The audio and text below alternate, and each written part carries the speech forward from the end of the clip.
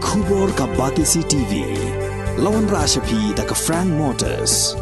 I am Tata Punch. Price starting at 5.80 lakhs. Ringkat bat ka net foodish. Ordar mapi nginwan ra amangi hakir dobyeng jongpi. First, it was decided in the cabinet that the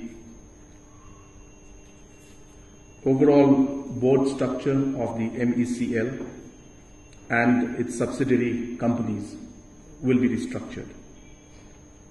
It has been decided that the post of chairman and the post of MD of the MEECL, which is the holding company, will be segregated. The government has also decided that there will be a full-time managing director of MEECL, the holding company, and the full-time MD can be somebody who is from the IAS cadre or can be a lateral entry, a technocrat who will be selected through a transparent process. The MD who will be the person who will be the MD of the MEECL holding company shall also be the MD of the MEPGCL, which is the generation company, the MEPDCL, which is the which is the distribution company, the corporation, which is the distribution corporation, and the MEPTCL, which is the transmission corporation. The MD will be the same for all the four companies, which is the holding company and the three subsidiaries. The chairman of the holding company, which is the MEECL, will be the power minister, who will be the non-executive chairman of the board. The chairman of the other three subsidiary companies will be the chief secretary or the additional chief secretary in charge power or the principal secretary in charge power. So this was one of the most important decisions today that was made in the cabinet. And this has been taken in light of the fact that in the past 50 years, the MECL has, or the corporation as a whole, which is during MECB time and during the MECL time, has been managed by officials from the state government who had multiple responsibilities. And hence, it was not possible to give the necessary time and energy to run the corporation in a proper manner. And hence, this decision has been taken in the larger and the best interest of overall restructuring and improving the overall performance of the MECL and its subsidiary companies and corporations. That is the first decision that was taken. So as I had mentioned, we have never had a full-time chairman or CMD. And in the past many years, the chief secretary or the principal secretary or other officials who had other responsibilities have been managing and chairing the board and more importantly managing the day-to-day affairs of the MECL. And hence we have seen that the kind of focus and attention that is required and the time that is required, sometimes due to multiple responsibilities, the concerned CMD was not able to give. And hence, the decision is to have a full-time MD who will act like a full-time CEO and be involved in day-to-day functioning without having any other responsibility.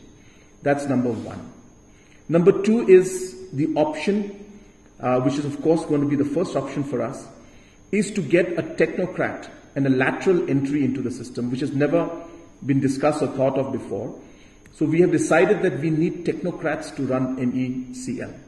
So as good as the administrators and the IAS officers may be at administration, there are technical factors that are there in MECL, which officials or any other individual who does not have experience in the power sector may not have. And hence a person with experience in the power sector and in running PSUs, similar PSUs in the past, would be preferable, and we feel strongly that they would do justice to the entire working of the MECL. Now, what do we expect? We expect things to improve. Now, is it going to happen overnight? It's not. There are a lot of problems that are there.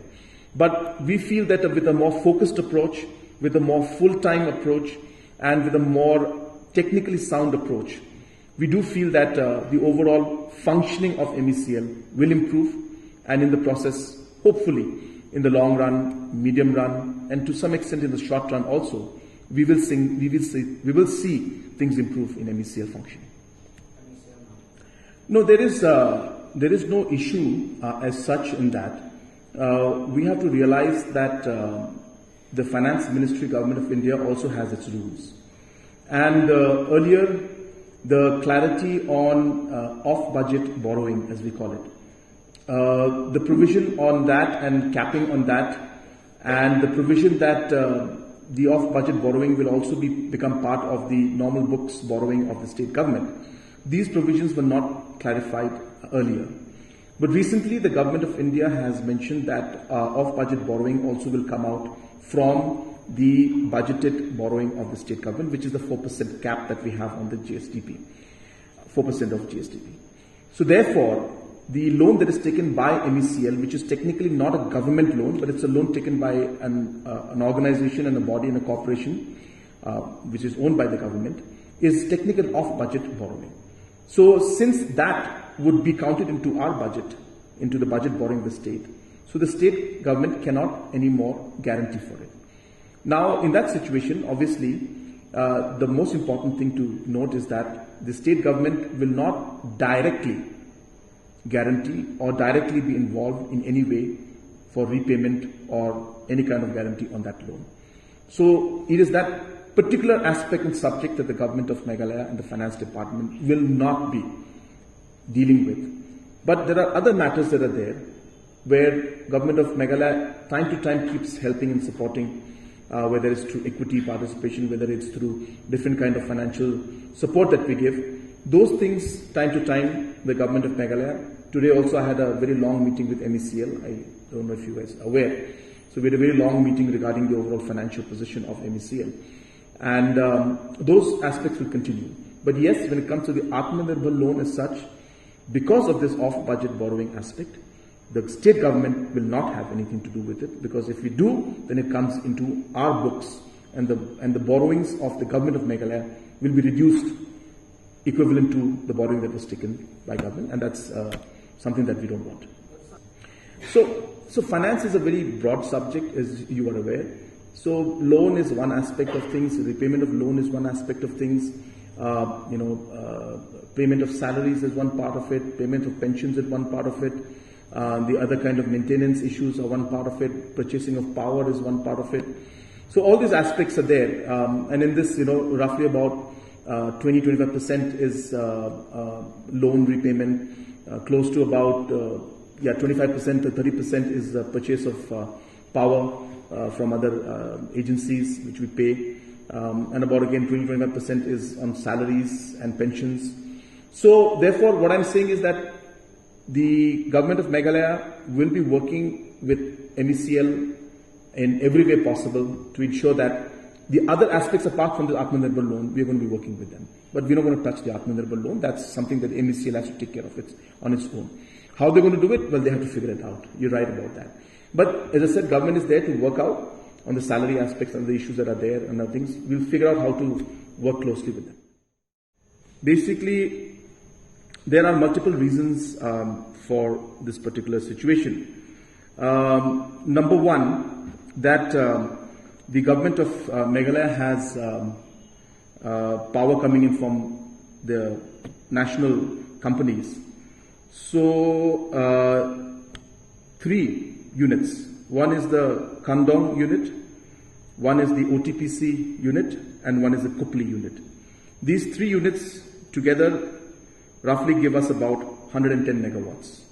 and different units in these three companies or these three power companies, units are not working right now as we speak.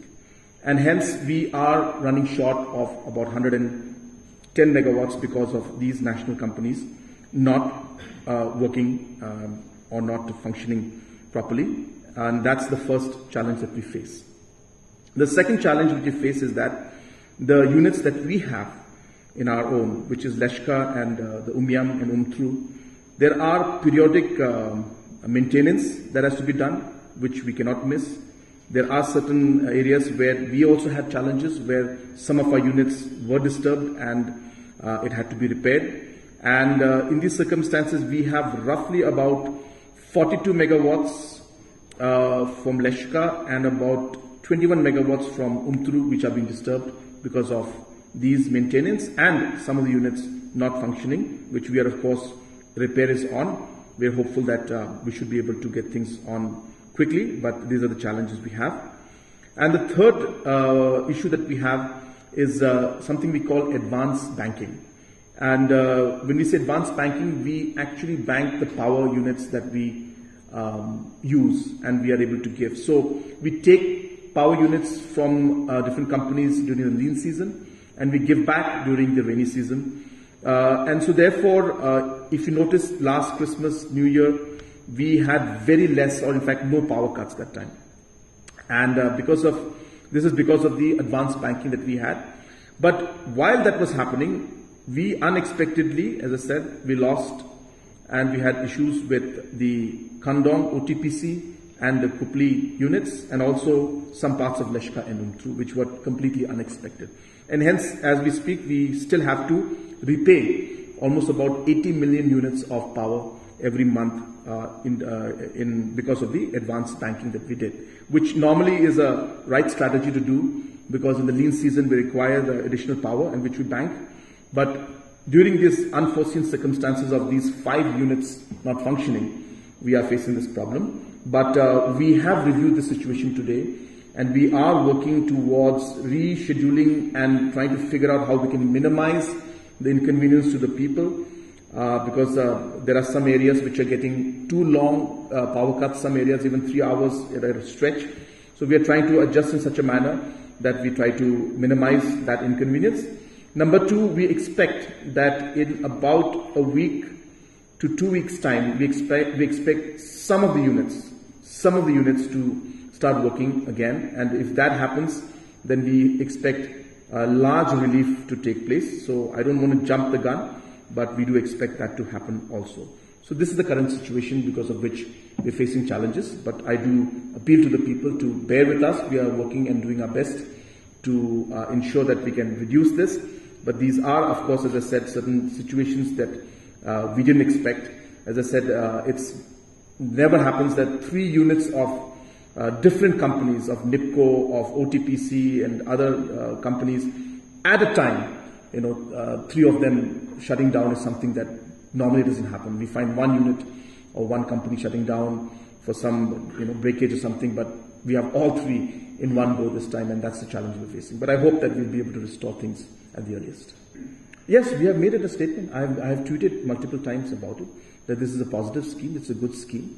Every scheme can be looked at from different points of view and everybody can have their own opinion and stand on it. But in the larger interest of the nation and seeing the overall situation that is there, this is the best way we can move forward in things. No scheme or no program that the government makes will be perfect. So we will always have situations and we'll have to make the best choice. So therefore, criticisms can come in for all the policies that you make. But I think overall in the larger interest, there are more plus to this than minus. To regularize the lands that have been encroached by the public in Williamnagar Township. In 2002-2003, the decision was taken by the then cabinet to regularize and to have an agreement with the public who had been illegally occupying the land that was owned by the government. But from 2003 onwards till now, this decision was not implemented. Hence, the government of the day had decided to implement the decision for William Nagar, where two localities, namely Balshrigutam and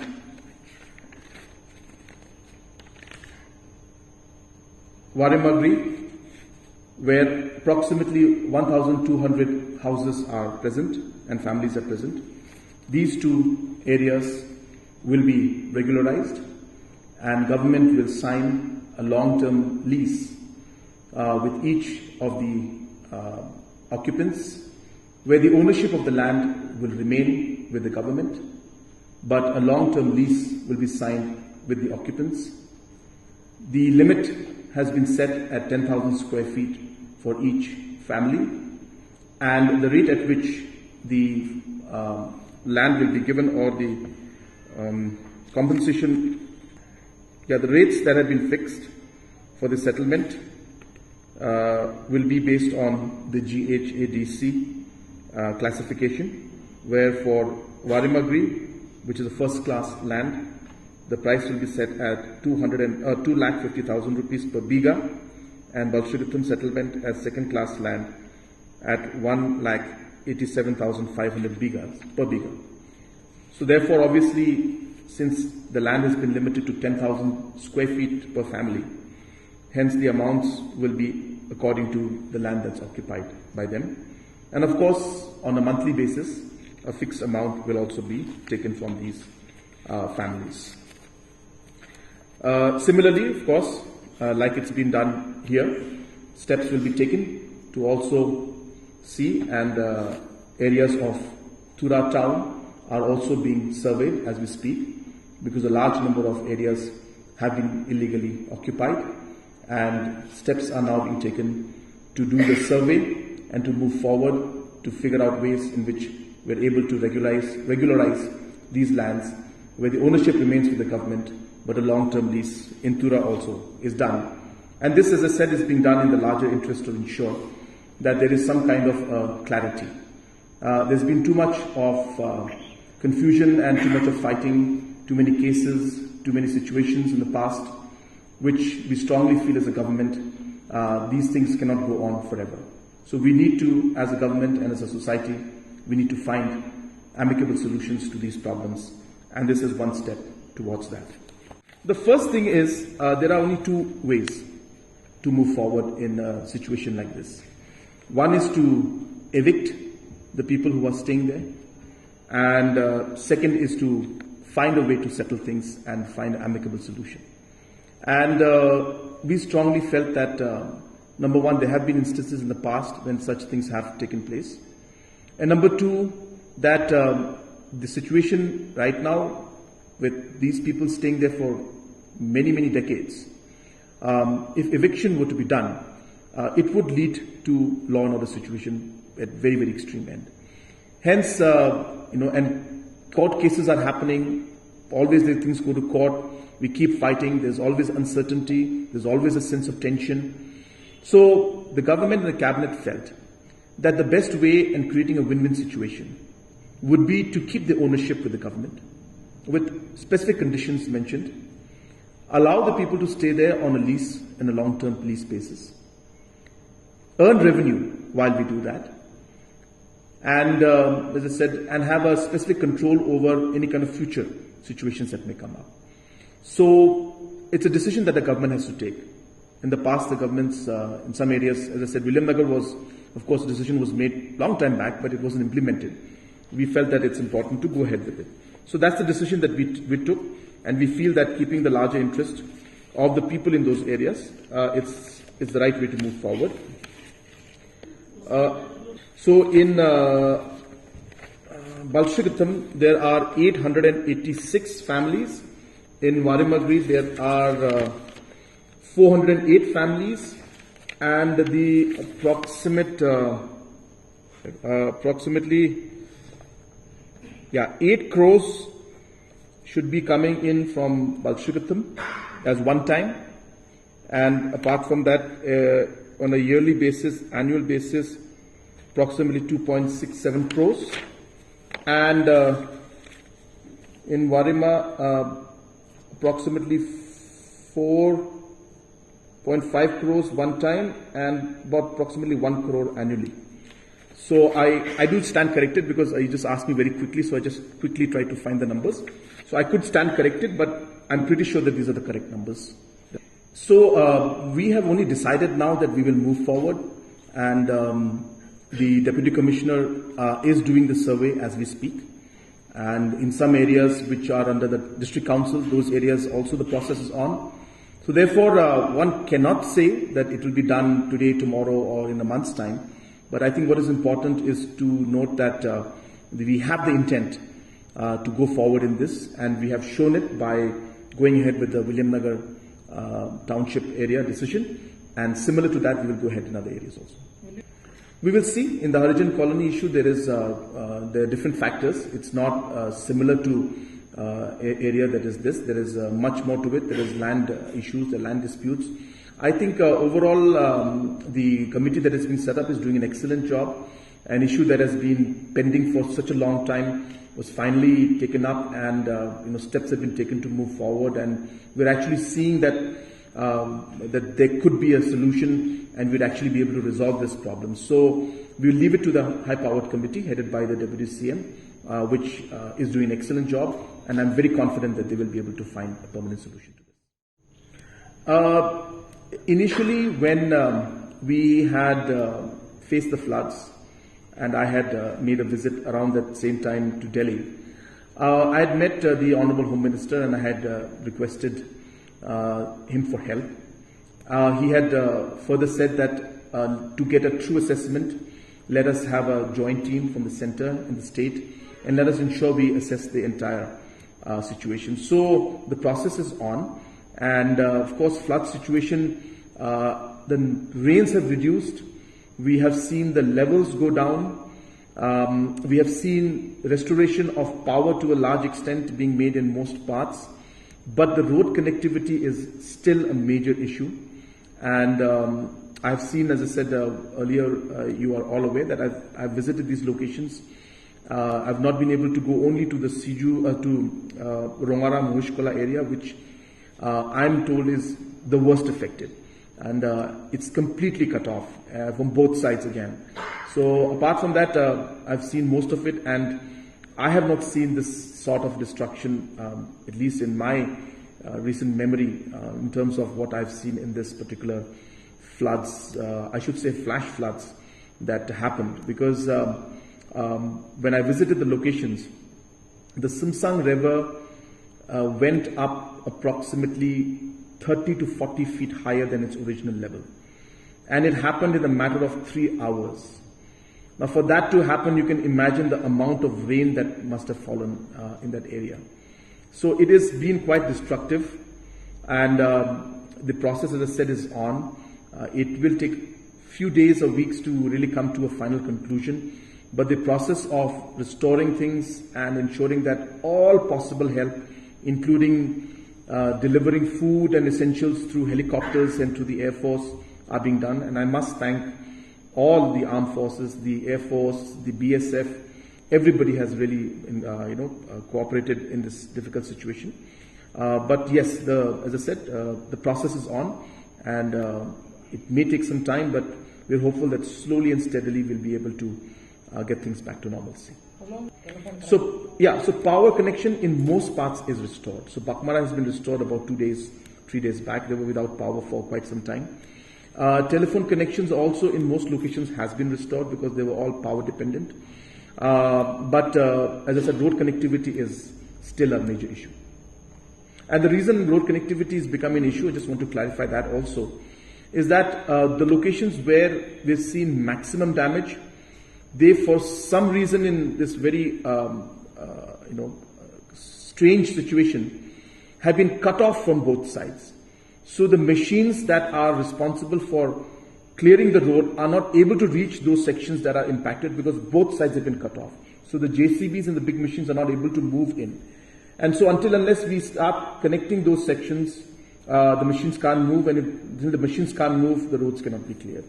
So the roads will take some time, but we are, especially PWD officials, are working day and night to do whatever they can to bring back things to normalcy.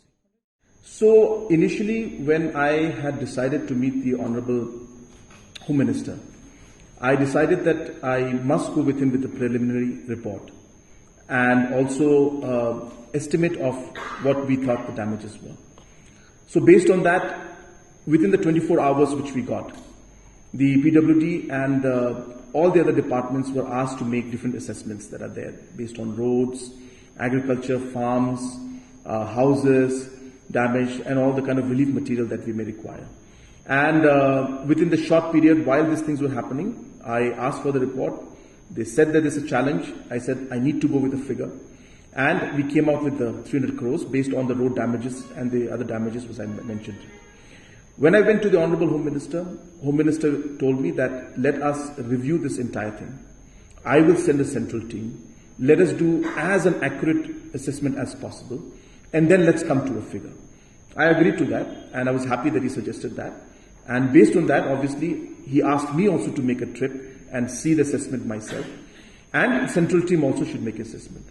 When I went to the field, and as I said, I don't want to go into the details of all of that again, but when I went to the field, I could see with my own eyes that the damages really were unimaginable. And if you see some parts of Siju, you won't believe that it's a road. It's like got rocks, like as if the whole room is filled up with rocks. There's no road, you cannot see anymore. It's just piles of rocks and big boulders in the middle of the road, and you're struggling to figure out where the road is. So therefore, after seeing all of that, we realized that there is much more damage, and accordingly I have informed the MHA and Honorable HM about the damages, and he has once again reiterated that we must let the central agencies work with the state agencies and come up. But while we do that, I have also asked my own departments to assess the situation overall and try to find out where we can immediately, even without the help and support of Government of India, the areas where we can immediately work on, like there's certain bridges which need to be repaired immediately, which can be saved. There are some areas which require minor repair of certain roads. There are some areas which require minor repair for houses, or even if there are houses that are completely washed away, government can go ahead and give shelter to these people and build up houses. So those emergency cases and the cases which will not require complete central assistance because the scale is not that large, we have decided to go ahead with those areas also. But the assessment is massive, and I don't think it will be correct to say that it will be X or Y amount, but it will be definitely more than the initial assessment which we made of 300 crores, which happened in whatever 24 hours we had at that point in time. And another small amendment to the proposal, to the Meghalaya Police Service rules was made.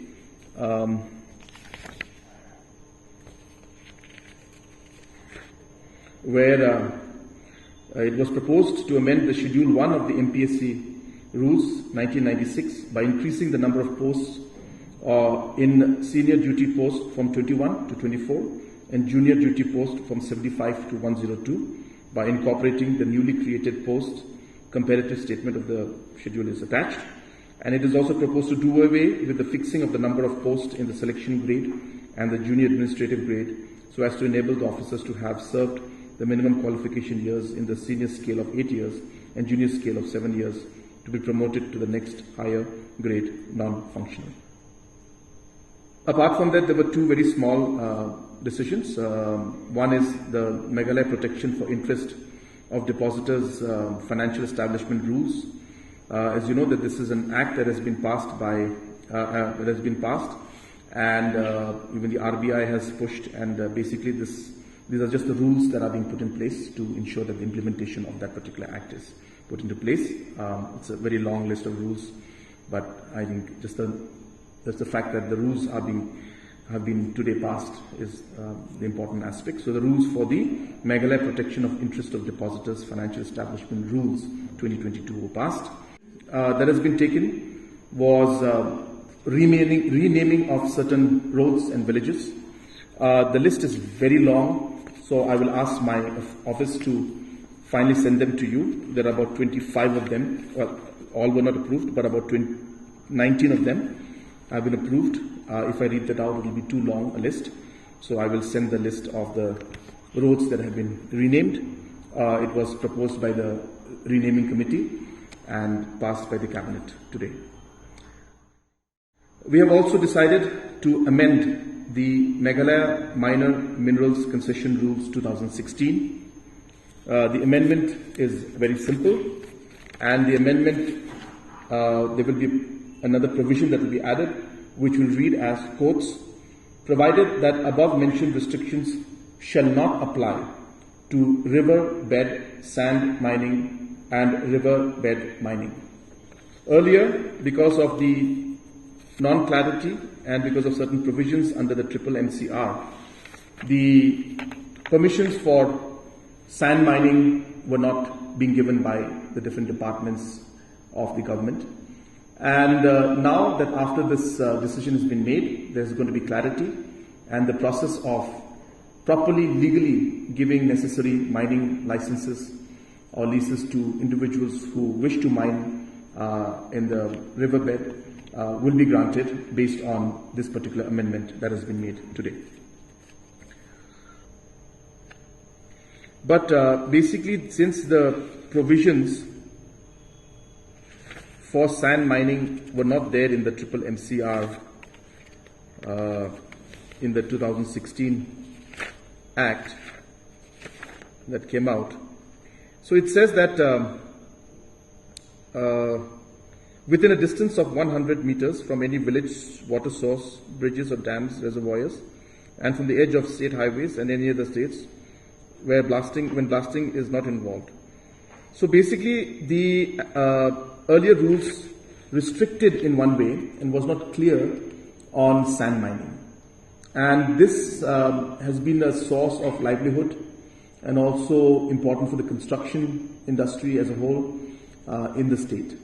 And because of the non-clarity in the triple MCR, the mining was taking place, but without proper licensing, since the pollution and the other forest department and others were not able to give based on the fact that there were no provisions in the triple MCR. And hence, in the cabinet today, we included the provision which says that provided that above mentioned restrictions shall not apply to riverbed sand mining and riverbed mining. So this is the important aspect. Now, obviously, there will be certain ways and means in which the mining should take place, and those aspects will, of course, will be maintained and will be also reviewed from time to time. If there are certain situations that are there, then definitely the respective departments will go into aspects. But as I said, in a proper manner and proper procedure, this particular minings will be allowed.